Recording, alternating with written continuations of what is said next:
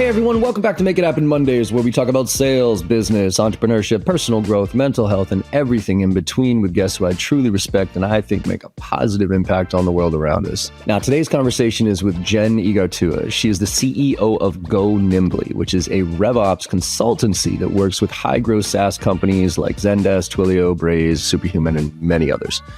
And you can also find her on LinkedIn as the host of This Week in SaaS in her free time. And she makes board games with a really cool company called Pillbox, which we got into a little bit.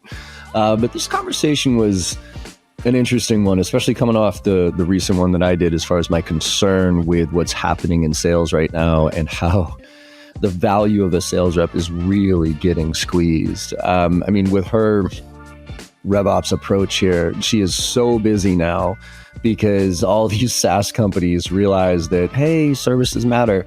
And, when you do services right, you can really make a big difference. And so we started actually, before we even get on the podcast, talking about just both of us growing up in service-based companies, not SaaS-based companies, but working with SaaS-based companies and the kind of pros and cons of each of those. So we dove into that a little bit.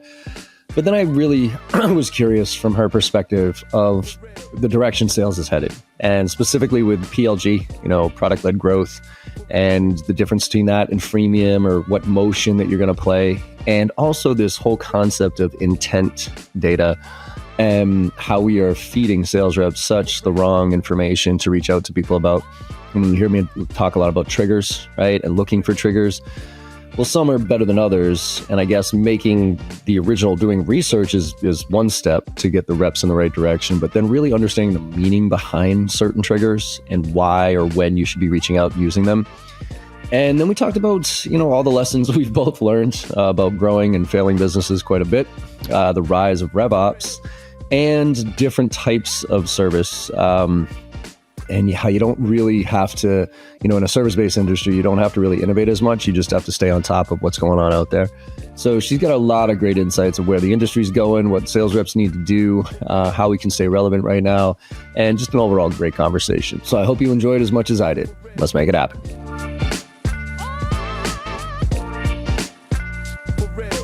Jen Igartua, welcome to the Make It Happen Monday podcast. How are you doing today? Doing great. And you nailed my name. Well done. It's not an easy one. Yeah, I try to practice. I was just in Barcelona, so I always have to, practice different pronunciations of different names so I don't embarrass myself. But Barcelona. Yeah, Barcelona. Yeah. You got to have the Barcelona. I also went to Ibiza. No, not this time, but one of these days I will get that. No, trust me, I went. My wife, so get this. I'd met my wife. I was typical American, had never traveled, around the world at all outside of the country. And she was like, excuse me? She's like, we're going on an international trip. She's like, you better get your damn passport. And my first trip outside of this country was Ibiza. It was even better. It was Iceland. Whoa. Amsterdam. Hell yeah. Barcelona. Ibiza. Back to Barcelona, and then back home. Amazing. You picked like party cities, man. I was hooked 100%. I was like, are you shitting me? This is what international travel is all about. I'm like, yeah. So now I'm on my fourth passport. Like, I've gone to almost every other country. So anyways. Amazing. I grew up in Madrid. So I lived in Madrid till I was 10.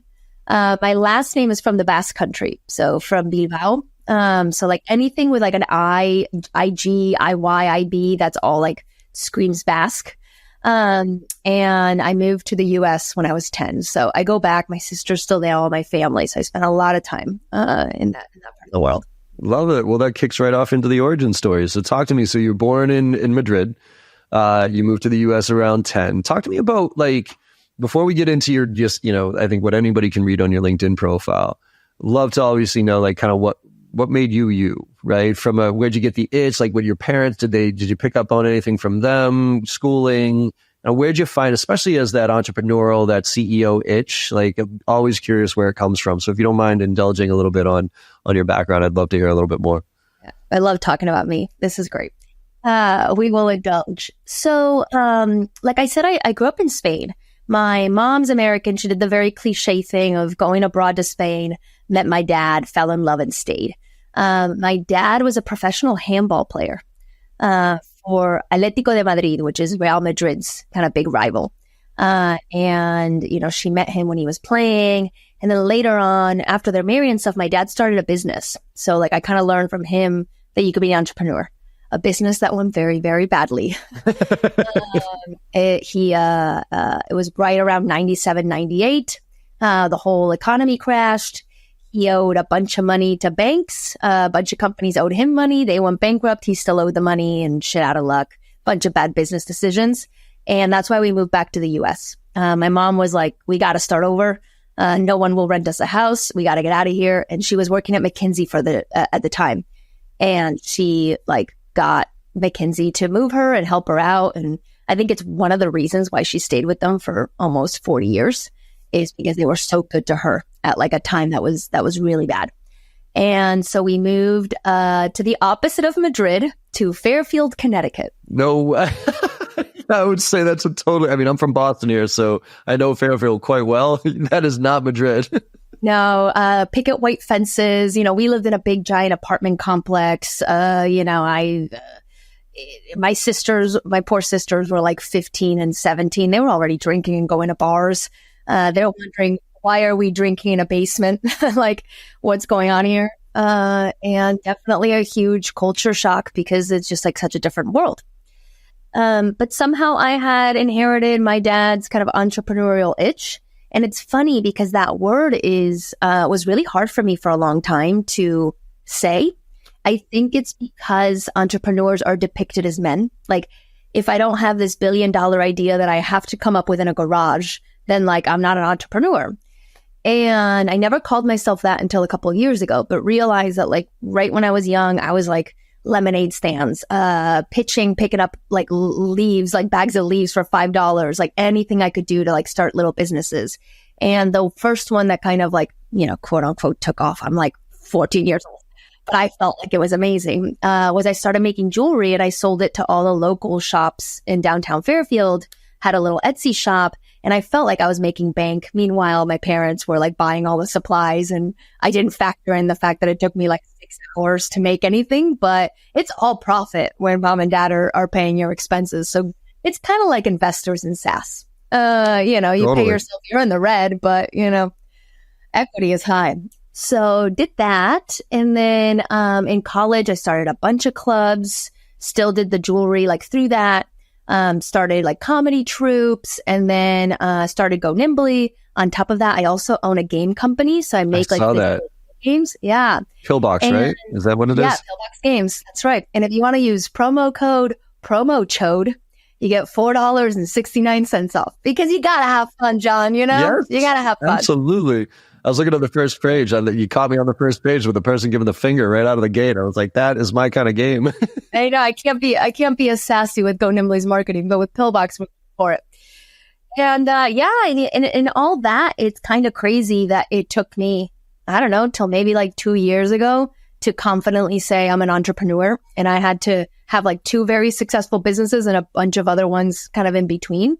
And just kind of coming to terms with the fact that it sucks that not a lot of entrepreneurs look like me. It sucks that most VC companies, I think it's 2% of VC funded companies are female owned. You can go statistics all day. I think that definitely influenced my ability to confidently do that, and seeing male peers of similar companies just owning it.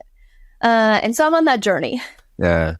I think that's, the imposter syndrome affects a lot of us, but when you don't see it, represented, I can't imagine the level of imposter syndrome, and I talk about this a lot, the world was made for me, quite frankly, 6 foot, bald white guy here, born in a, northeast of America.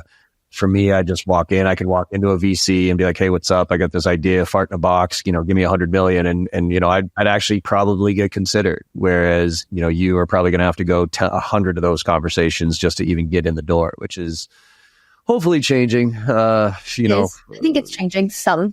And the statistics are showing very small improvements, but I think that culturally we're changing. Yeah. At least we're having the conversation out loud. You know what I mean? For whatever that's worth, good and bad, but at least it's being having out loud. So with that, talk to me a little bit about, because I think, this one that you're on right now with Nimbly, it's, you hit obviously. And Talk to me about what Nimbly is, because I think this is going to frame our conversation here. And why was this something that you wanted? I mean, we were talking before about service-based business versus SaaS, which we're both kind of huge fans of here. But what got you going with Nimbly? And tell us a little bit about what it is.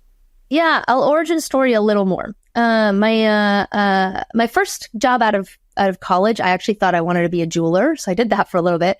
Quickly realized that I was just like building out CRMs for them. Like I didn't want to be a jeweler. I wanted to operate businesses. And so I got my first job, for those people that are listening that have been in this space for a while, at a company called Blue Wolf. I don't know if you remember, but they were like Salesforce's biggest partner. And what was interesting about starting out there is I was one of their first marketing automation hires in a team full of like sales operations, sales process heavy. And I think that's one of the reasons why I became a great operator, is that I was trying to do top of funnel work surrounded by people that really cared about sales and sales process. And so it really gave me, like a leg up. I understood Salesforce and CRM and sales processes. And so I could do better marketing and better marketing operations. Fast forward a few years, I really loved it there. It was like a time and a place. It's like, I owe so much of my career and knowledge to Blue Wolf. And, then I got the itch to do it myself. You do some light calculations and you're like, I could make a lot of money here.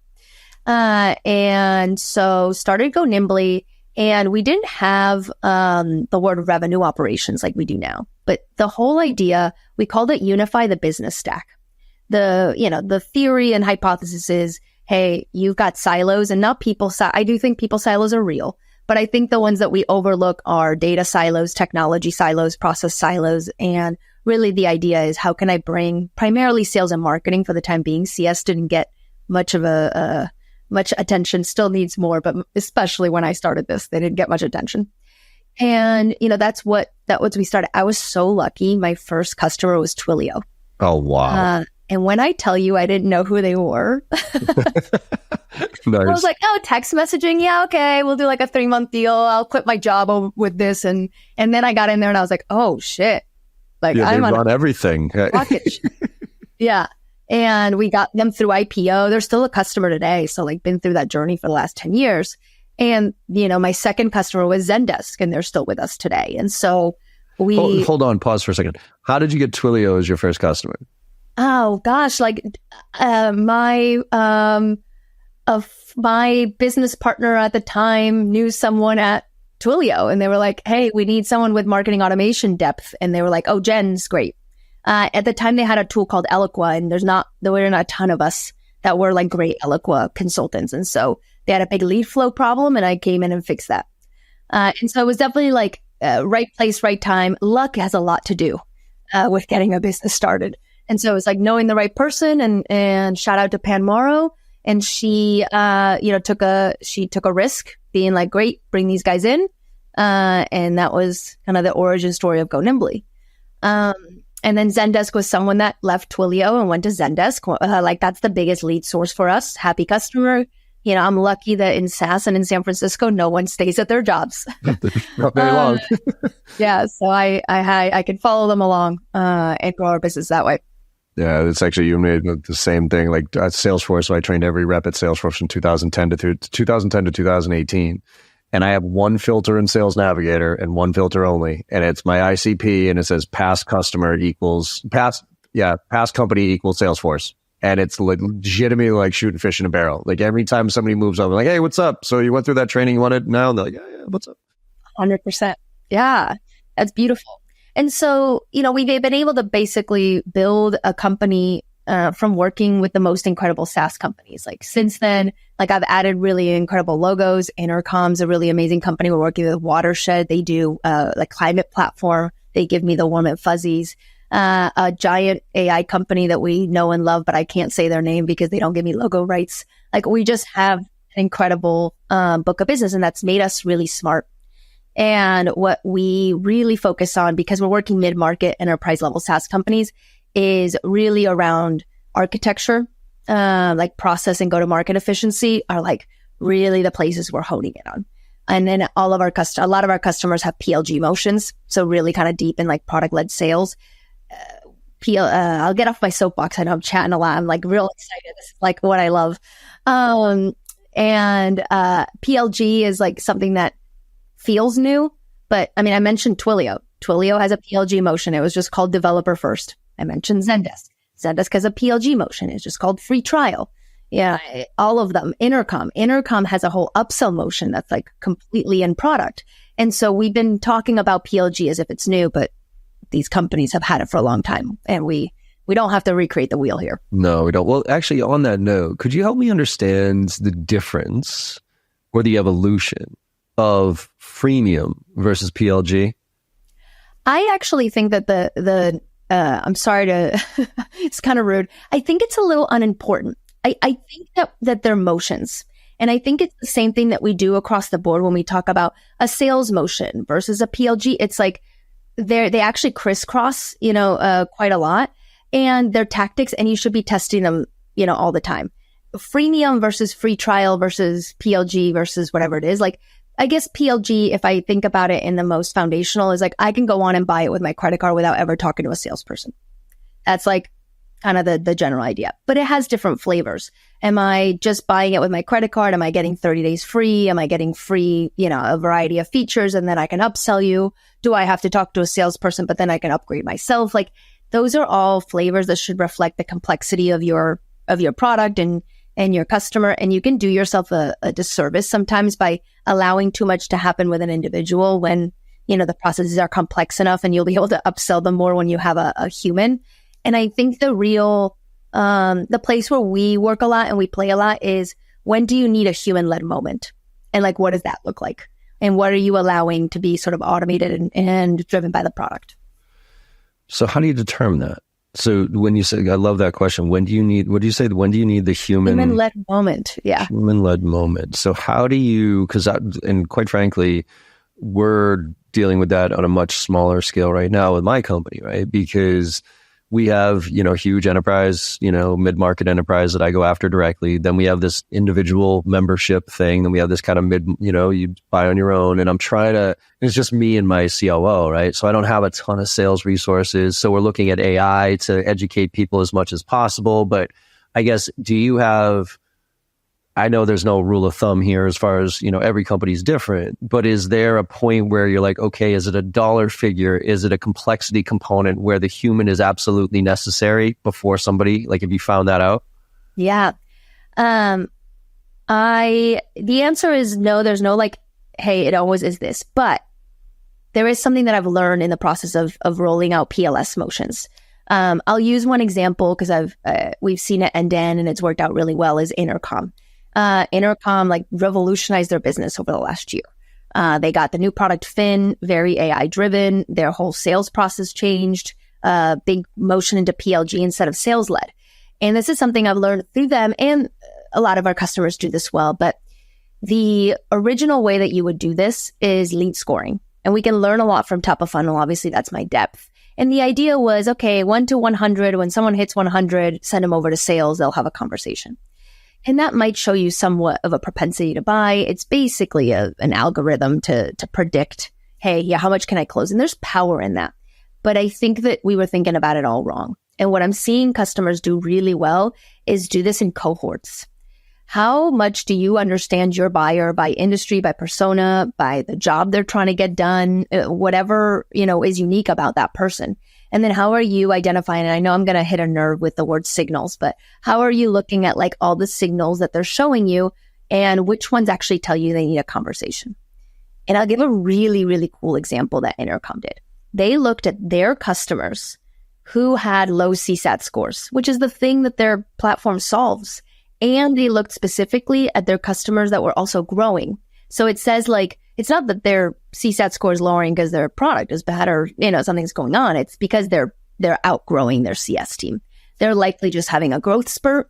They can also look at like demographic, like products like ZoomInfo and, Clay and all these other tools will tell you and will collect that data.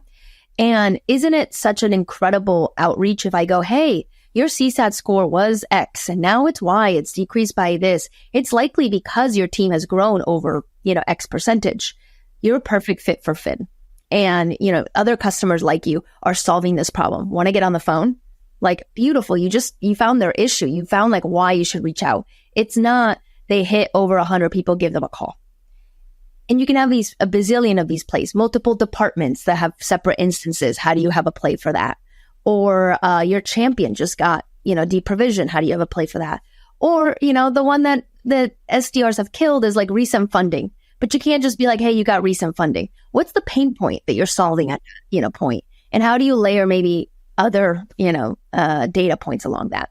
And so I think the thing that we have at our fingertips that we're not doing as operators is how do I mix and match all those signals and actually create a playbook and a play for our salespeople to pick up the phone in an interesting way. In a meaningful way. And I think that's the thing I've always been frustrated with, like the marketing automation tools is, intent data. You brought up the word signals that's going to trigger some people. Like intent is what signals is what triggers me because, when I see people, they download a white paper, like that's intent. No, it's not.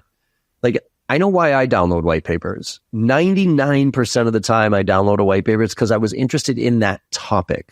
I had no interest in the company. I had no interest in their service. I was just really interested in that thing that they put out there. So for you to then reach out to me and say, hey, John, I see you downloaded the white paper. I'd love to talk to you about your 2024 and 5 initiatives. Now we can help you achieve your goals. Like, dude, fuck off. Like, I don't care. But, intent, I'm Googling something, sure. Or to your point, we talk triggers, what to look for. But it's funny, I just got off of training right before we were doing this podcast. And a lot of the reps were like, okay, mergers and acquisitions, right? It's like, okay, great. But do you know why? And they're like, well, because, that's a deal with, it's just, I go, okay, yes. But do you know what the phases of a merger and acquisition are? And do you know what happens before, during, then 6 months after, then a year after? And by the way, if you understand that and time that message better, compared to every other rep that's just going to jump as soon as they hear the press release, they got a merger and acquisition, they're going to jump on that versus waiting 3 to 6 months and saying, hey, based on that type of merger and the 2 types of data systems, you're probably at this stage and here's how I can help with that problem. Like that's a far more powerful message than I saw you just went through a merger and acquisition. Yeah. And wouldn't it be lovely if I just added you on LinkedIn without anything else, but that I spent the next 3 to 6 months talking about mergers and acquisitions and all the things that I know about it. So that then when you call them, they're like, oh, Jen, yeah, I read your content. And so, yeah, but that takes at the end of the day, right message, right time, right? We've been playing this game for a long time, but we get really impatient. And, what we don't do is wait till there's actually the right moment. I think that's one of the biggest failures that we have. So I think you and I, just by talking and doing, backstory here, are probably in violent agreement as far as slowing down to speed up, right? Is the more quality you do, the more real intent I call it the give a shit factor, the better your results are going to be. But it doesn't look sexy on to your board as far as your growth metrics and those type of things. In a services-based company, I think we can kind of dictate how fast or slow we want to go. Do you think the tech industry, the SaaS industry, has gotten a wake-up call as far as the grow at all costs can't work? And do you think VCs are going to back off and allow companies to do it, grow the right way? Or are we still going to be in this? And I know, again, it's a very general question, and there's some companies are going to do better than others. But do you think we've learned our lesson? I think there's some signals that tell me that we have in some ways. I used to pitch a lot of data integrity projects to our customers, and they would always get nixed. My customers are saying yes. They're saying yes to normalizing values and cleaning up and thinking about go-to-market efficiency. And our projects are much more focused on that, where 5 years ago, they didn't care that it took the SDR 25 minutes to do research. It was just like, hire 10 more. And now we're really saying, okay, great. How do I make these individuals more efficient? How do I get them selling more? And so the types of projects we're doing show me that the emphasis is on kind of more efficient growth. There's obviously lots of influencers and people in the space talking about this too. You've got Sam Jacobs from Pavilion is like very obsessed with this and talks about it a lot. And I think that his message resonates with people.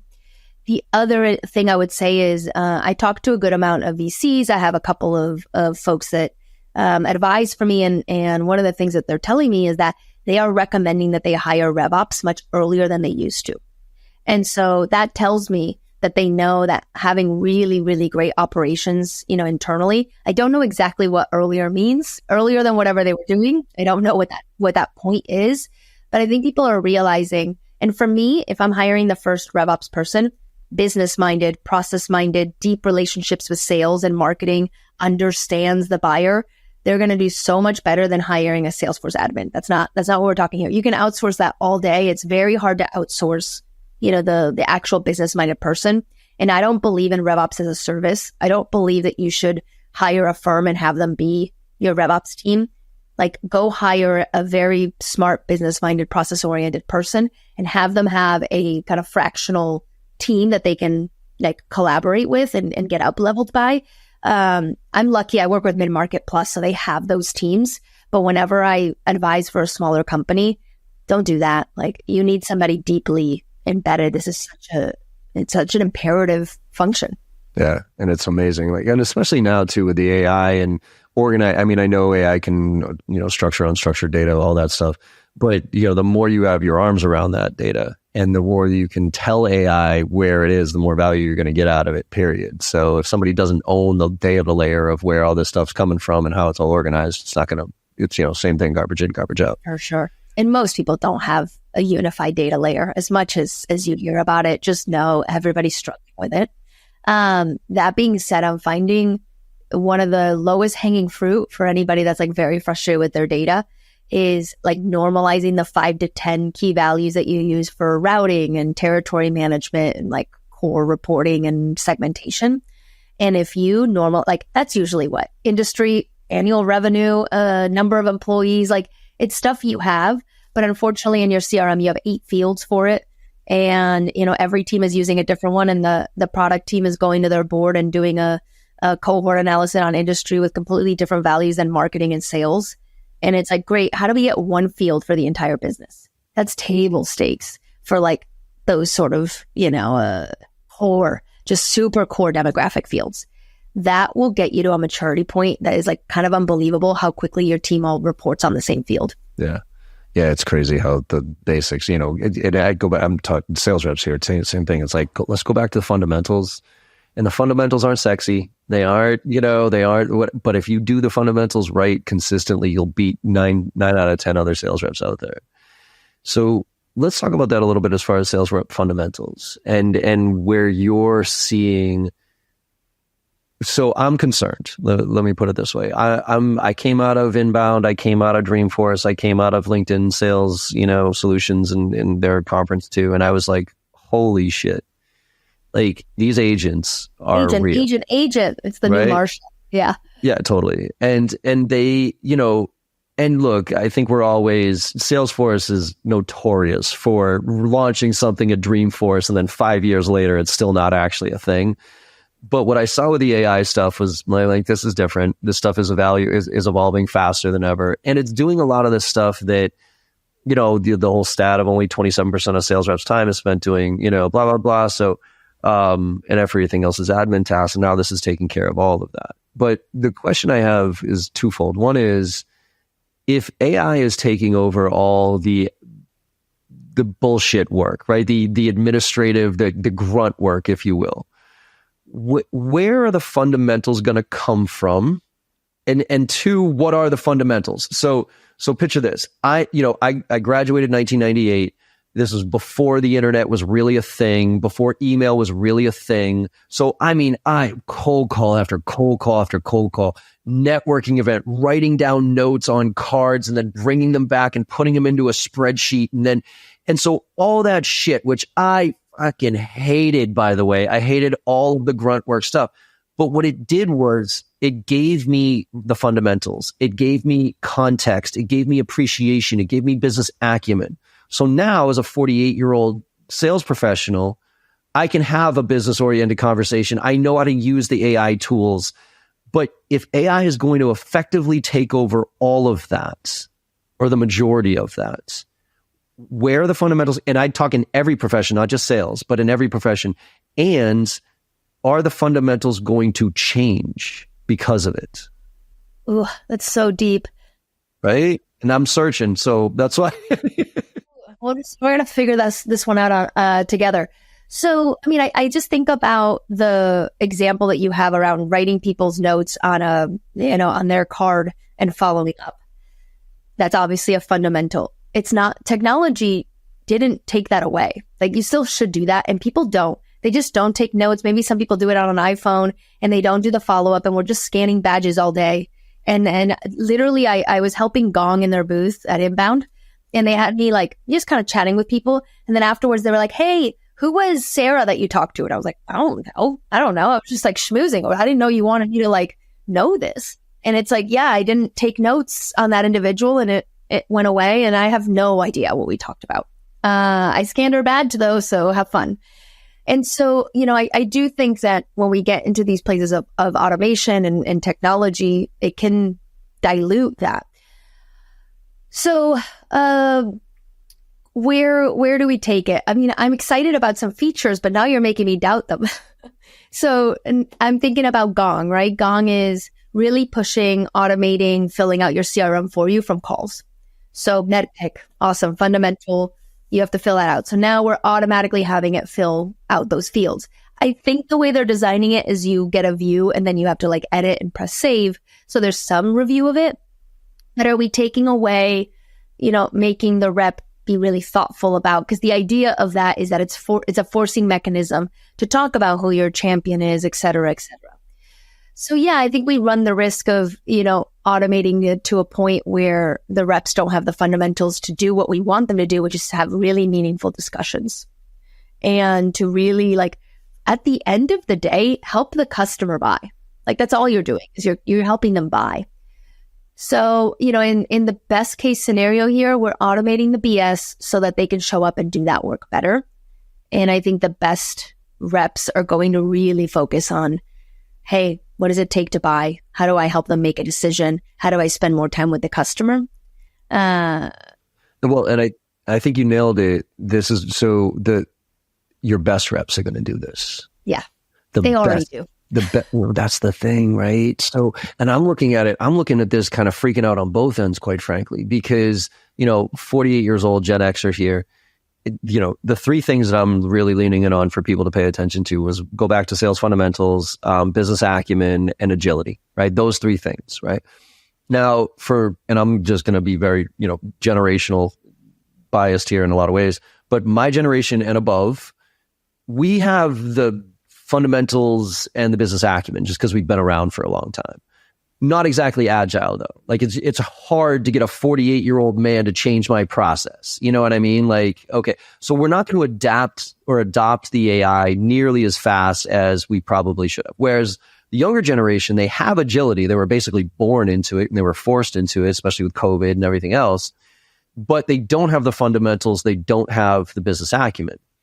So there's a finite group of people in the short term here that can genuinely use the information that is being generated from AI, put it in context, and then use it to help the client buy. But on both ends, I'm nervous to see what's going to happen and and what these roles are going to do. Because it looks like SDRs and BDRs are just going to roll up under operations and marketing, and they're going to basically be data analysis, running campaigns, and feeding true ABM back to a full cycle sales rep who can just sit there and say, okay, not who should I send an email to today, but John, you should send an email to Jen because Jen just did this and her company just did that, and here's some talking points. But where does that future rep who has the business acumen and abilities to use that information to engage with the client? Yeah, how do we build that? Yeah, I mean, I'm lucky I'm somewhere in the middle. Yeah, me too. But it's one of the things, Go Nimbly, we no longer hire junior. I can't do it. And I don't think it's just AI. I think it's also COVID really screwed people that were getting in bed. I don't know, anybody that graduated college 2018, I mean, they got a couple years, but it wasn't enough. 2018 till now. And even now it's hard. We have a bit of a lost generation there because the way I learned was I sat in an office, I overheard everything. And I'm not even here saying that everybody has to go in office. I love remote. But at that age bracket, I remember just like sitting around and my boss being like, hey, we're going on site, get your stuff. And I'd be like, all right. And I sat in a meeting, I added zero value. I took notes, but I learned, what does it look like to run a meeting? What does it look like to meet somebody and say hello? And like, it's things that it's silly, but you have to learn that, at 20. And so we've got this kind of lost generation that doesn't have that business acumen, that how do you network? How do you show up? How do you have these kinds of meetings? And also when they were stuck, this is why I stopped hiring anybody early, is imagine you go into Salesforce, you're stuck writing a formula field, you can't figure it out. And you ping on Slack and say, hey, can someone help me? And it's noon and someone goes, yep, at 3:00. Put a calendar invite on my calendar. And now I've got someone who just burnt 3 hours just sitting there staring at us. Sitting there, yeah. And so we do have this sort of like, they're not getting that acumen, and I don't know how they'll get it. Somebody's got to take a risk, or they got to go find, a company that's still, in person. I'll tell you the one thing that I think for sales, at least, my hope is, because I'm seeing two trends, right? I'm seeing that trend obvious, but I'm also seeing, thankfully, the trend of sales being an educated profession now. So in the universities, you can actually, right? Every other profession, you tend to get the fundamentals in college, right? It's like, this is what the job is, this is what you need to do, this is what it looks like, whatever. Whereas sales, it's always the default profession. It's you go to get your degree in whatever shitty thing you thought was relevant, and then you realize I can't make enough money doing that, so let me get into sales. And to your point, I don't think companies are going to have the patience to develop sales reps. So I think it's going to have to almost be a certificate course, either when you come out of college or a major in college where they teach you those fundamentals, so that when you come into the working force, you're already committed to sales as a career, you know what it's all about, and now you just need to kind of learn what that company does. So that's my hope, but it's I don't know if it's moving fast enough here. No, I mean, I hope that too. I went to what's considered a very good university. I went to UNC in Chapel Hill. Yeah, I went to U Maryland, so we play you guys in basketball all the time, and you get that we won all the time. Yeah. Well, actually, I graduated back in '98, so we won a few of them back then. So. All right, you can have those. And I went when we had Tyler Hansborough. That was my year. Okay. All right. Yeah. I sat behind him in a class, and he was playing checkers in front of me. Love that guy. He was just sitting there playing checkers during econ. And so got a care in the world. Yeah. In college, I'm supposed to be at this really incredible university. I'm at their business school, Keenan Flagler. Again, top university. Yeah, and I'm so Keenan sorry to be shitting. Yeah, I'm so sorry to be shitting on UNC. It is really a wonderful school. But they taught us how to write a memo. I had a class where I was taught, and we had to print out a memo.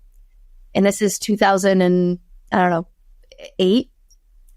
And I remember the teachers being mad. Like, I do remember the staff being like, I can't believe we're teaching you this, whatever, it's the curriculum. But like, how do we allow universities to go at the speed that you're talking about? So they're teaching them. I didn't hear the word Salesforce. I didn't hear CRM. I didn't understand marketing automation. And so, there's definitely the space to, have courses and teach universities the stuff that's actually relevant. Yeah. Again, it's almost going to be a forcing function in some ways, because first of all, the university structure right now is just so upside down. It's ridiculous. And so I think they need to get hired. Yeah. They need to get, that's it. That they need to teach real world shit so that these kids coming out of school know what, how to balance a checkbook, for crying out loud, versus write a memo. But that's a whole nother different topic. So, so let's finish on the RevOps side of the house. Well, actually, no, let's finish on the RevOps from a services-based standpoint. Because, we were talking before we got on this about, both of us running service. I grew up in services, and I have a healthy respect for it, and how a lot of these tech companies start with tech and then they, oh shit, we have to do services, which is why their services suck so much. Talk to me a little bit about kind of your perception of services-based companies, and are they coming back in vogue, and how should tech companies that you're working with look at services compared to how they have been looked at as, in a lot of ways, a second-class citizen? 100%. So I do think that we're getting a little bit more respect. I'll say for a long time at Go Nimbly, we kept having the pressure from ourselves, honestly, to be like, should we build a product? Should we build a product? And we tried to build an analytics product. We like hemorrhaged a bunch of money, and then had to have like a come to Jesus moment of like, no, we're really good at services. And frankly, this is a good type of business. And also, knowing that I do not need to innovate on services. That's the other thing that I had to learn. It was a really hard learn. I don't have to change the way people buy services. I don't have to come up with like buy points or buy whatever. Like, no, services it's one of the longest running type of businesses that exist. And you can learn a lot. There is a book that I recommend anybody that is running a services organization. It is as dry as it sounds. It is called Managing a Professional Services Firm. And, it's back to the basics. It explains everything from like what shape your organization should be, the fact that like the projects that you pick are going to create the skills that you now have. And so you better pick appropriately because your projects are your professional development in a services organization. It, talks about how to sell, how your customers, when they buy, they're not excited. You don't have they're not pumped to buy a Porsche right now. They are either failing, they're underwater, they might even be scared for their jobs, like just really understanding it. And the other book, The Boutique, another great like kind of book about professional services.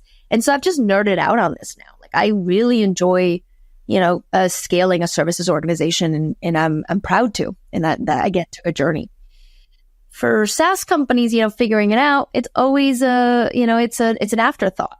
It's an afterthought. And I think the problem that you also have is you typically have product-minded, leaders, and they don't understand how complex this is. Staffing is a nightmare. It's very easy to hemorrhage money. Managing a bench is really hard. Upskilling, and they're trying to do it in a really big way and with very complex projects, and typically with a lot of boundaries. So like every tool will be like, yeah, but we won't touch Salesforce. But it's like, oh, okay. So now you want your client to log into Salesforce and put in a ticket and whatever while you're like, I only stay here. And that's fine. They have to. It's a lot of risk and it's a lot of extra training, but they're also not set up to have, incredible outcomes. So what's sort of the easiest thing is, yes, build out some internal PS, but also partners. And I'm not saying that just for me, but there are companies that do this for a living. They're going to be more efficient than you are. They're going to ideally create better experiences for your customers. And you can have a really incredible co-selling motion with them as well, because we're trusted in a different way. And so look, Salesforce is like a great example. Perfect example.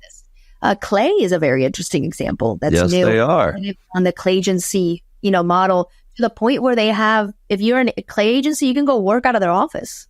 Like they have a whole section for you to just sort of like work within there. I go there all the time. I'm going there tomorrow. So, there are models for that. And, I'm going to shit talk a little bit and I feel bad, but like Zora is like what not to do. Zora is an incredible complex CPQ tool like everybody else, but go try to find a Zora specialist. They don't have a huge market for it because they didn't go the partner route. And so if you are somebody with Zora, it's very difficult to, like, we have clients of ours that ask us, I'm like, well, give me 2 months. It's going to take me forever to find this person because they haven't created that talent and they haven't and for something like a complex tool, you need that. The fact that Salesforce is a huge amount of people that know it is one of the reasons people want to buy Salesforce over other tools. So, long answer, but, partnerships is the biggest thing I would say is like, go find an agency that wants to grow with you because, they know how. And I think for people listening too, when it comes, because a lot of, my audience is sales reps who are pseudo entrepreneurs in their own right and thinking about like, hey, I got this idea or whatever. And I think right now with AI disrupting almost every product there is on the planet, and whatever cool idea you think you have today is going to be probably irrelevant tomorrow. Don't ignore services. Don't ignore starting a services-based company because there's a lot of problems that all this tech actually produces that a lot of people don't know how to solve. So, and if you're good with time management, 20 hours of consulting is going to pay for your time to go build for 20 hours. And if you want to work harder, work harder. But you can do it. You can go get yourself a half-time engagement for 3 months, and that will pay your bills while you go build something else, so that you don't have to go take a bunch of money, dilute yourself, and take a huge risk. You can go test something out for 3 months and see if it's got traction. Awesome, Jen. I think we could probably peel apart the onion of where the world is going and where ops and sales reps are going to head and everything else and how AI is going to take over the world. But have me back. We'll nerd out more. Yes, absolutely. I think things are moving so fast right now that this conversation will probably be very different in another 6 months. So who knows? Absolutely. But Jen, tell people where they can find more about you, about Go Nimbly, and everything else you're doing. Even your pillbox. Tell them where they can find out some more cool shit about that too. Pillboxgames.com. You can go buy games there. For me, I'm on LinkedIn. I'm honestly too obsessed with LinkedIn. You can DM me. I will answer. It'll be me. I also make a little video series called This Week in SaaS, where I cover a recent thing that happened in SaaS. I like to think I'm funny. It's a little like Daily Show-esque. Not to set expectations too high. I'm not as funny as the Daily Show. But I have those. It's called This Week in SaaS. It goes out every 2 weeks. But you can watch for those. Love it. Awesome. And just for everybody listening, Jen's last name is it's IG, right? Yep. Igartua. Yeah. Yeah, you nailed it. Go look her up on LinkedIn, connect with her, go see what Go Nimbly's doing, because she's doing some really fun stuff over there. And I think growing a business in all the right ways. Thank you. And hopefully learning, both of us learning from the lessons of everybody else who made the mistakes where they grew too fast and got ahead of themselves, right? Best case scenario. Awesome, Jen. Well, thank you so much for coming on. I really appreciate the time. Same here. And everybody, hopefully you enjoyed the conversation as much as I did. Like I say at the end of all these podcasts, go out there and make somebody smile today, because no matter how bad your day went or how bad you think it's going, you make somebody smile today and you know you had a good day, and the world needs a lot more of that right now. So thank you all very much, and I will see you on the other side. Hey everyone, I hope you enjoyed that conversation as much as I did. With your support and our incredible guests, we're one of the top sales podcasts out there right now, and I can't thank you enough. Now, to keep the momentum going, it would mean the world to me if you could go and leave a 5-star review on your favorite podcast platform and share some of your favorite episodes with your network. Also, I am super excited to be launching my new newsletter, where I'll be sharing everything I know and everything I'm learning along the way while I'm out there selling every day just like you. Go to jbarrows.com/newsletter to sign up today. Let's all level up and make this happen together.